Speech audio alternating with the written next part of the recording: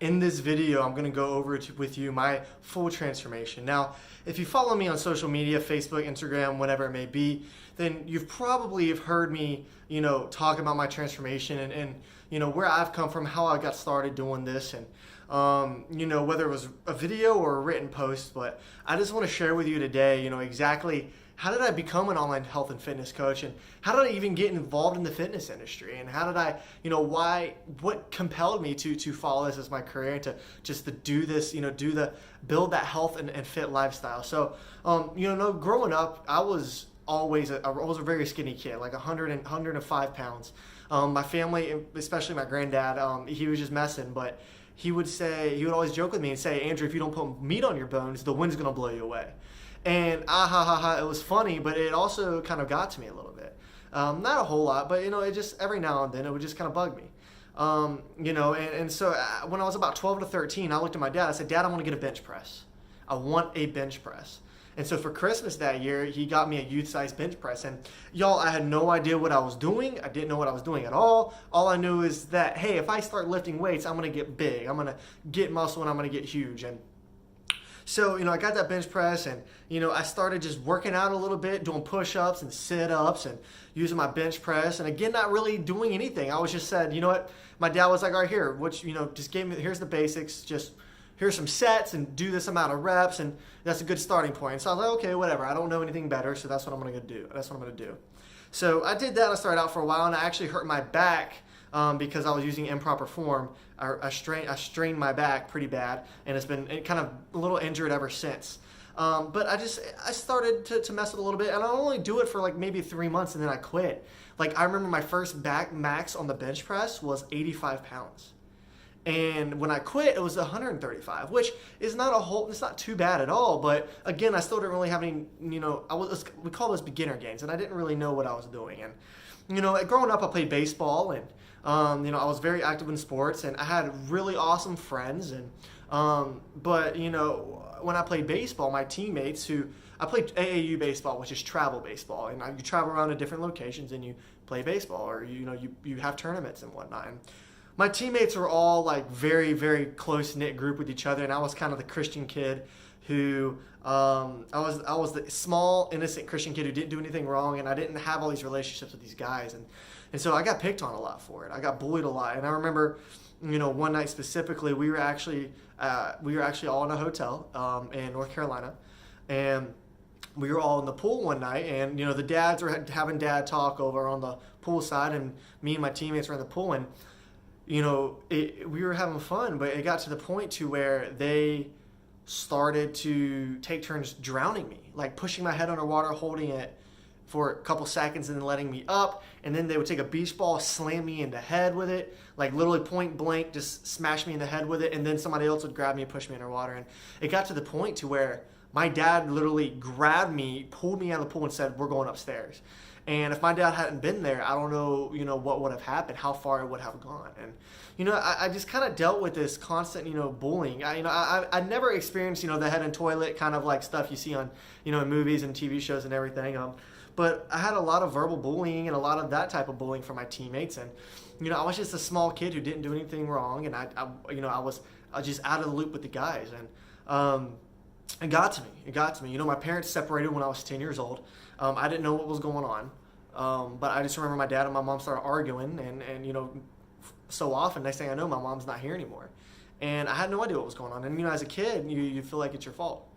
You want to blame yourself. And so I didn't know how to handle that. And, and then my dad started dating again after about 3 or 4 years. He felt it was right to start dating again. And I was like, yeah, good. I want you to be happy, Dad. But it also kind of got to me. It kind of hit me in the heart, because I'm like, this doesn't feel right. I have my mom, and it just didn't feel right. And so, when I was about 14, my dad got remarried, and went to my current step family, and I love them with all of my heart.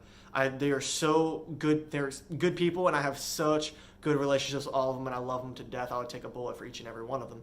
But at the time, I loved who they were, but also I still had some resentment, because I was like, especially towards my stepmom, because I felt like she was trying to take the place of my mom, and it was just a difficult time for me to be in. And it got to the point to where my grades started slacking, and I started pushing away my friends and my family, and I went through that little rebellious phase, and I just didn't know how to handle my emotions. Kept getting suspended from school. I even got almost expelled one time, but my dad talked the principal out of it, and it was just a rough time for me.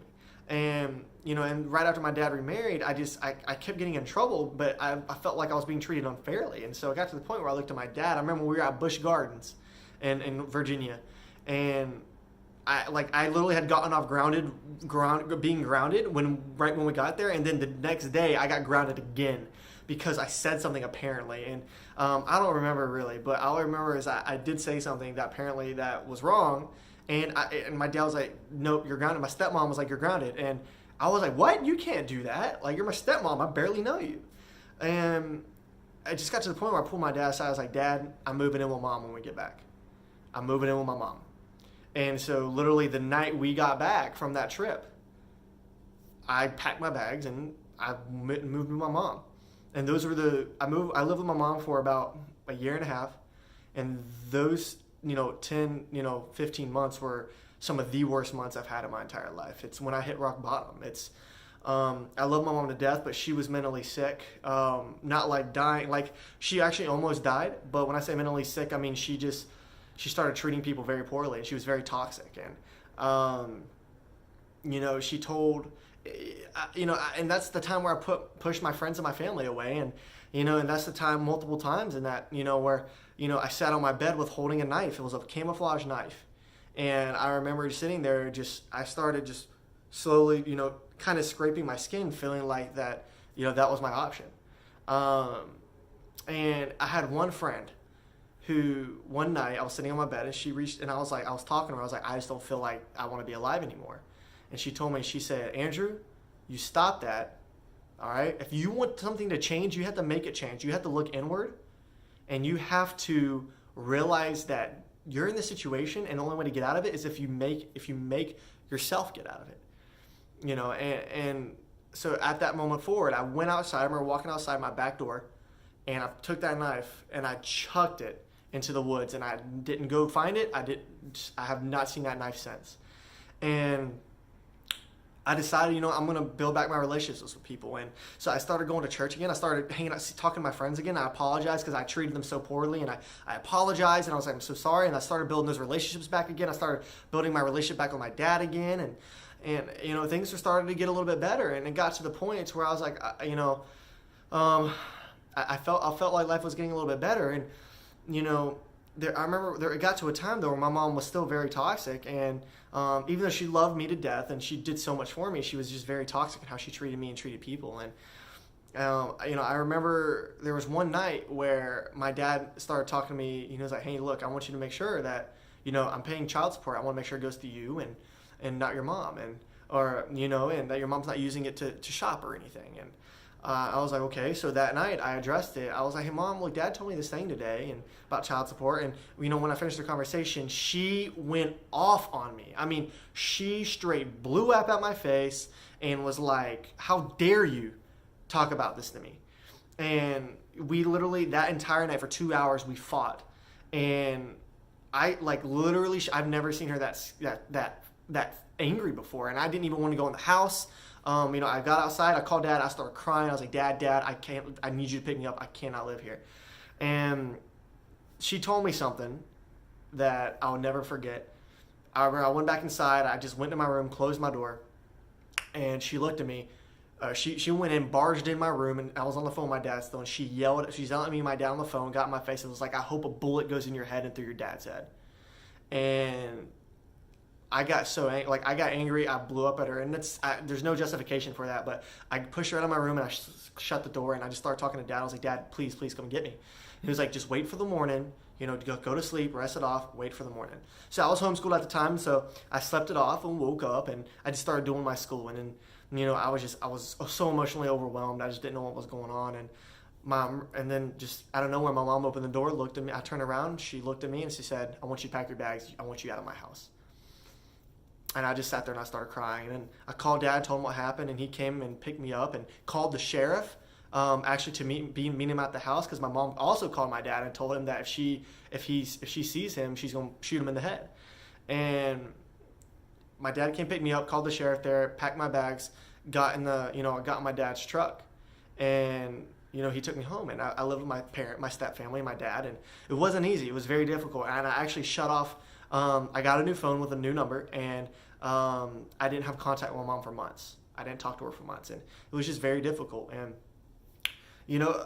for a period of time, I started building relationships with my step family and my dad again, and it was getting a little bit better, but I was still very emotionally distraught. Didn't know what was going on, and so. With me and my stepbrother, he started getting into fitness, and I was like, okay, well, I want to get into fitness too. And so we started kind of working out together a little bit, started doing that. And then the family got a gym membership, and I started going to the gym. And that provided some relief for me. That provided like an outlet.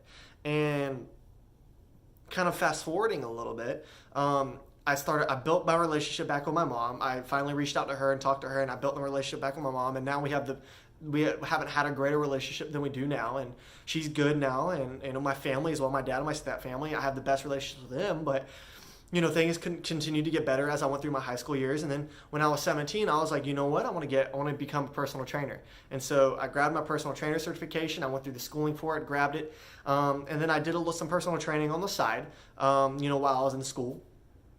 And then I went off to college, and I met a mentor there, my first mentor I've ever had, Patrick. He mentored me and taught me a lot about personal development and self-growth, and just looking at life with the glass half full, and that half that's not full was opportunity, and just a lot of those dynamics. And I'm so grateful for him because he got me on this path to where I am today. And it was a point in college where I felt like I was wasting time. I was like, you know what, I don't know why I'm here. I don't need to be here anymore. This is not what I want to do in my life. I feel like I'm wasting time. And I love to learn, so college was fine, but I felt like I was wasting money and wasting time. So I got offered a job, and I moved up to Virginia to work the job. I worked it for a year, and then just things weren't working out anymore with that job. And then at the end of this job is when I got another personal trainer certification with NASM, or National Academy of Sports Medicine, and I really started to I really realized that this was something I wanted to do as a career. And back before I left, back when I was in college, that's when I sat down on my bed, and I went to I was going around my college campus, and I realized that all these dudes were huge and massive and looked good. They had all these muscles, and I was like, man, I want that. I want that. I'm so sick. I went to the pool a lot, and now that I'm exposed to, all these very attractive women and people at college, I was like, I want to look good. I want to look like that, and then not be skinny anymore, and not to be embarrassed to take my shirt off at the pool or at the beach. And I didn't have confidence in who I was or what I looked like. And so, I sat there, and I was at my desk chair back before I moved up to Virginia when I was still in college, and I said, you know what? I'm going to start this. I'm going to do this. I don't care what it's going to take. I've got to make this change. And so I went online, and I searched around, and I found a mentor. I found an online coach who coached people. He was an online fitness and health coach, like I am now. And he decided, I talked to him, and he, brought me through the process. And, I got on board with him, and, it wasn't but 3 to 5 months later when I actually started to see results for the first time in my life. And I stayed on board with him, and then he educated me and taught me about health and nutrition and fitness and, and strategies, and held me accountable. Most importantly, he held me accountable. When I needed a kick in the ass, he gave me a kick in the ass. If I, needed some encouragement, he gave me encouragement. And so, over that course of that time with him, I was with him for about a year, and it changed my life. I actually started to see results. I finally had, some arms and some shoulders and a chest. I finally had some muscle, and I felt good. I felt confident for the first time in my life, and I was so excited. And that's, with that, along with my mentor, my other mentor about personal development, is when I was like, you know what, college isn't for me. I'm going to move. So I moved up to Virginia, did the job, got certified as another personal trainer through NASM. And then I said, you know what, this isn't for me anymore. I've determined that I want to help people transform their lives. I want to help people change their lives. And so that's when I decided that I want to become an online, I want to do personal training full time. And so I actually got offered a job to run a gym in Charlottesville, Virginia, which is where I currently live. And I got offered to run a gym. It was just opening. They said, hey, we want you to come be the general manager or the head trainer at this gym. And I did that for a couple months. And I realized that it was very demanding. It was very demanding on hours, and just I was exhausted a lot, and I felt like my own health was lacking. And so And I felt limited. Like I only had my clients for 1 hour a day, 3 or 4 times a week. And I was like, this isn't enough for me. This isn't enough to make an impact. And so it hit me that, I want to do what my coach did. I want to become an online health and fitness coach. And so, I met some people to help me make that happen. And I hired coaches. I now have coaches that are teaching me and coaching me on how to be the best online health and fitness coach, and I currently invest in them. I talk about investment a lot with you guys, and investment, I would not ask y'all to do something that I wouldn't do twice. And so I am currently investing in multiple coaches to help me be the best coach for you guys.